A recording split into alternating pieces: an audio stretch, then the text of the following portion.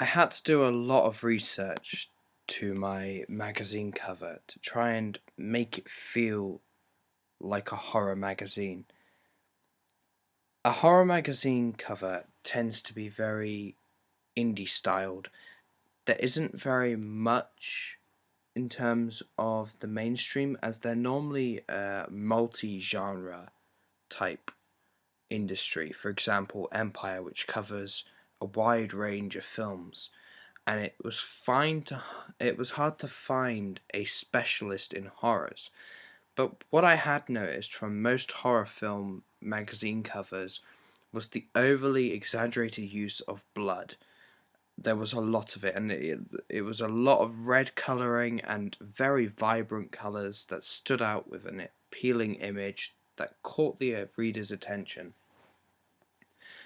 This I found very interesting in a few of the examples that I'd seen, and I thought that it kind of conveyed the normal conventions of horror. So I thought I'd replicate that with the second design of my Animus magazine. The first design didn't seem to suit what it was that was being asked of for a horror genre magazine. So then I decided to try and recreate it and try and interlink it again with the whole horror genre.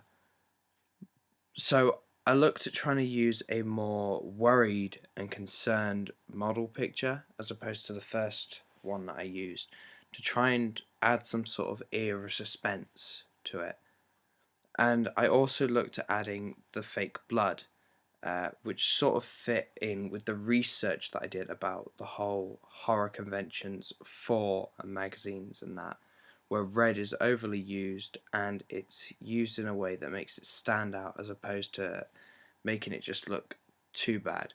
I also noticed that most horror covers seem to be a bit cartoony as opposed to very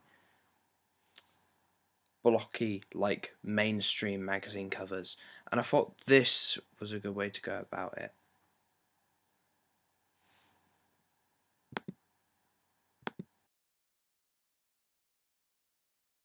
When I first started with the poster, I was trying to design a poster for a thriller slash horror genre, and it didn't really stand out to the conventions or what it was that I was expecting to create for a horror poster.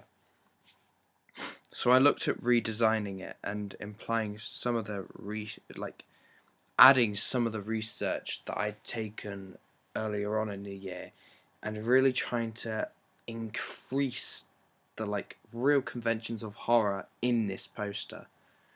So I looked at what most sort of horror posters use, and they use a sort of image which leads to an enigma which kind of entices the audience, and some examples of which would be an eye.